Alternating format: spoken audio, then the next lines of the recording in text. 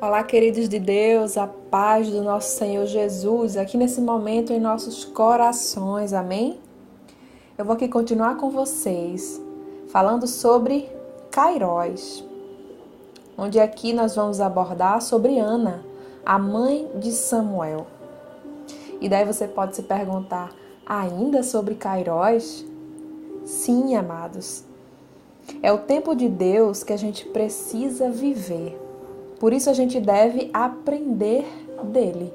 Amém? Lá em 1 Samuel na Bíblia, capítulos 1, 2 e 3, diz do nascimento de Samuel, da oração de Ana, sua mãe, fala do seu nascimento, da consagração, inclusive da oração de louvor a Deus, de Ana, sua mãe, e do ministério de Samuel.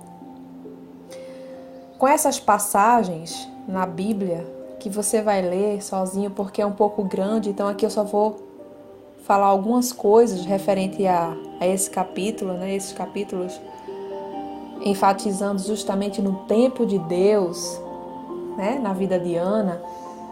É justamente com essas passagens que a gente vai poder perceber que Deus tem hora para tudo. Nada é sem propósito para Ele. Até o que parece demorar está no tempo certo. Tem um trecho que as pessoas falam por aí, Deus tarda, mas não falha. E eu creio que Ele não tarda e nem falha. A gente é que atrapalha as coisas muitas vezes, Então, aqui, quando a gente entende que algumas coisas parecem demorar, é justamente o tempo de Deus, que precisa ser completado para que chegue a promessa, chegue a bênção. Porque quem ama a Deus sabe que todas as coisas acontecem para o nosso próprio bem. Até essa demora, entre aspas, aos nossos olhos. Quando a gente passa por problemas, a gente também é obrigado a lutar para resolver. Muitas vezes até retirando força de onde a gente não tem. Isso nos obriga a ser forte. Esses momentos são exatamente os melhores tempos para se entregar a Deus e se fortalecer mais.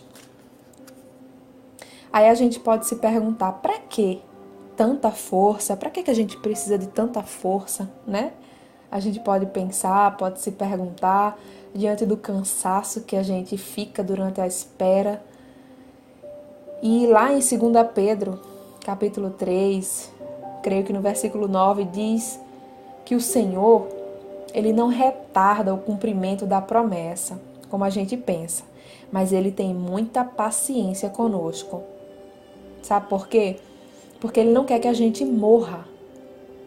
Ele precisa que a gente se arrependa, mas não é remorso, onde a gente diz que se arrependeu, mas daqui a pouco está cometendo de novo a mesma coisa, está fazendo o mesmo mal e sem nem sentir culpa. Isso é remorso. Quando Deus ele tem paciência conosco é porque Ele entende que a gente tem que se arrepender de verdade, confessar porque se arrependeu do pecado e abandonar.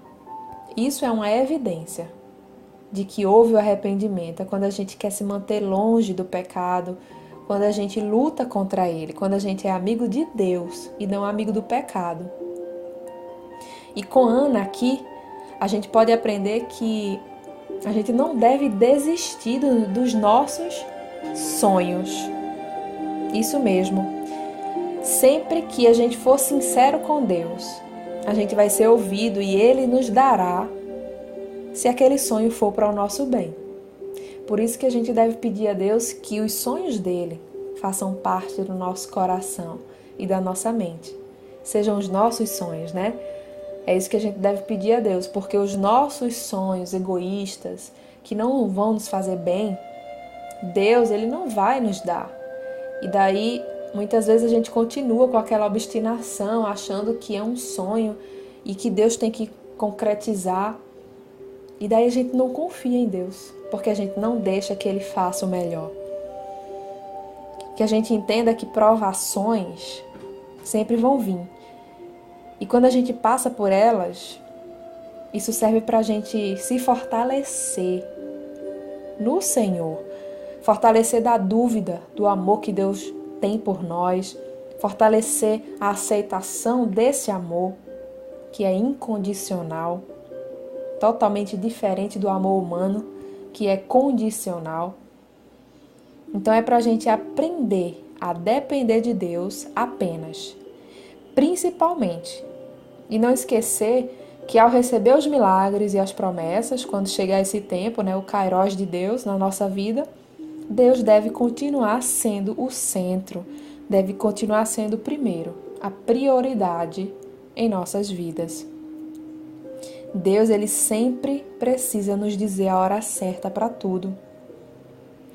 E aqui eu vou orar com vocês agora, para a gente finalizar esse vídeo com a bênção do Senhor. Amém? Vamos orar? Jesus, eu quero ter a sinceridade de Ana, mãe de Samuel. Eu quero abrir o meu coração e entregar a Ti toda a minha vida, meus defeitos, minhas qualidades, meus segredos, porque eu sei que o Senhor é o meu melhor amigo. Eu não quero fingir o que eu não sou para Ti, porque eu sei que Tu me amas assim como eu sou.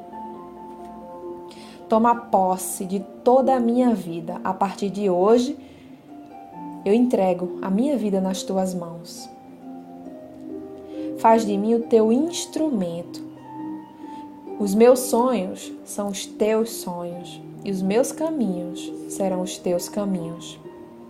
Eu sei que o Kairos de Deus acontecerá na minha vida de acordo com a Tua santa vontade. Jesus, eu confio em Ti, hoje e sempre. Amém?